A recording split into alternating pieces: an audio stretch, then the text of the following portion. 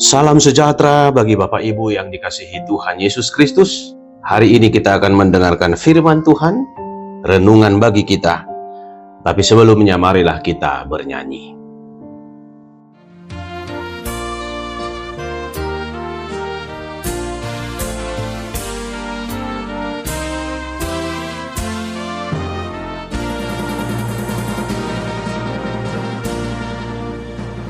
Oleh Bapa tunglongan dorohatku, Olohu bereng nati nopami, saluhut bitang hilap dohot ronggur, maka tindakon hasang aponi.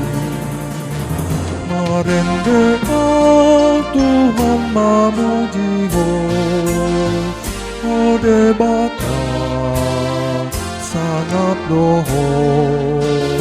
Marende Tuhan mamujiho, Ode Bapa sangat doho.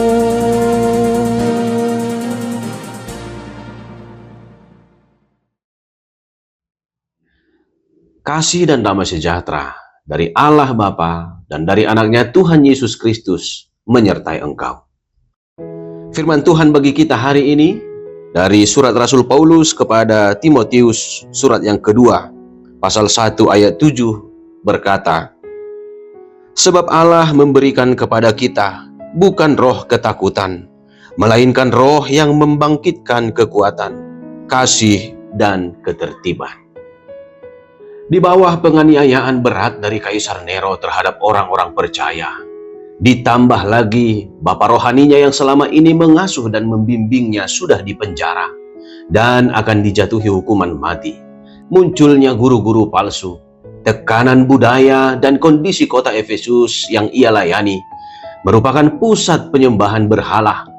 Wajar jika Timotius yang masih muda merasa takut dan merasa ingin menahan diri untuk tidak bersuara tentang Kristus. Oleh karena itulah Rasul Paulus menuliskan suratnya ini untuk meneguhkan dan menguatkan Timotius melanjutkan misinya, untuk tidak gentar sekalipun menghadapi situasi yang sulit.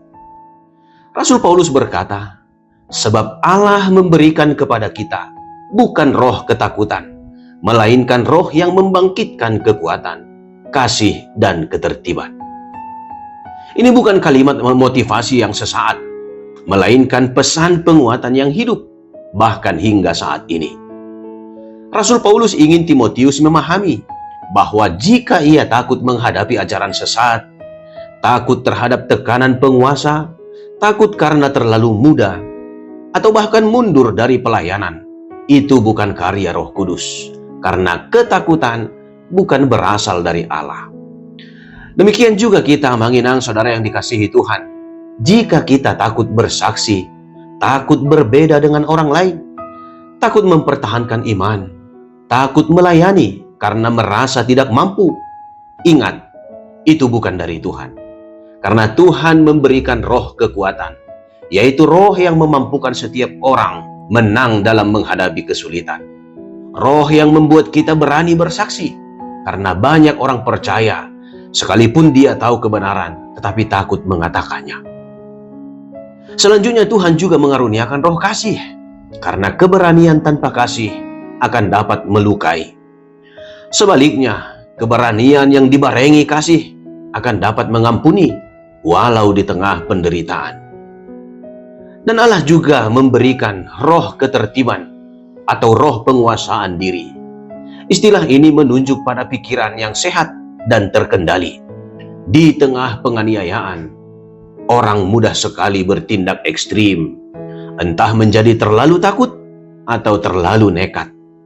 Roh Kudus memberi keseimbangan antara keberanian yang berhikmat, iman yang tidak emosional, pelayanan yang teratur. Jadi Roh Kudus bukan hanya memberi karunia, tetapi ia membentuk kedewasaan rohani orang percaya. Amanginang saudara yang dikasihi Tuhan, sama seperti Timotius, kita juga mungkin menghadapi tekanan sosial, tekanan dari lingkungan kerja, tekanan ekonomi, atau bahkan tekanan dari dalam diri kita sendiri. Pertanyaannya sekarang adalah, roh apa yang menguasai kita? Jika kita hidup dalam ketakutan, malu bersaksi, atau kompromi dengan dosa, kita tidak sedang berjalan dalam karya Roh Kudus. Tetapi jika kita tetap setia, mengasihi, dan hidup tertib dalam kekudusan, itu tanda Roh Allah bekerja. Oleh karena itu, marilah kita tetap mengobarkan karunia Allah dalam diri kita. Ia telah memberikan roh kekuatan, roh kasih, dan roh ketertiban. Amin. Marilah kita berdoa. Bapa kami yang di surga, kami bersyukur buat firman Tuhan hari ini. Engkau telah memberikan roh kekuatan, roh kasih, dan roh ketertiban bagi kami orang percaya. Bapa di surga, jikalau kami selama ini sering merasa takut menghadapi masalah, takut menghadapi tantangan, takut akan masa depan kami, bahkan takut akan tantangan dalam pelayanan kami. Kiranya Engkau mengampuni kami jika rasa takut kami sering lebih besar daripada iman kami. Ya Roh Kudus, isilah hati kami kembali. Berikan kepada kami roh kekuatan, supaya kami dapat kuat dan bertahan sekalipun menghadapi tantangan. Berikan juga roh kasih, supaya kami dapat mengasihi dan mengampuni sekalipun dalam penderitaan. Berikan juga roh ketertiban, roh penguasaan diri, supaya kami dapat bijaksana menjalani hidup kami. Kami serahkan seluruh kehidupan kami, keluarga, jemaat Tuhan, dan juga pelayanan di tengah-tengah gerejamu, supaya kami dapat berjalan di dalam kuasa Roh Kudus, sehingga kami mampu tetap bertahan, bersaksi, menyatakan kebenaran dari Tuhan. Di dalam nama Tuhan Yesus Kristus, kami bersyukur dan berdoa. Amin.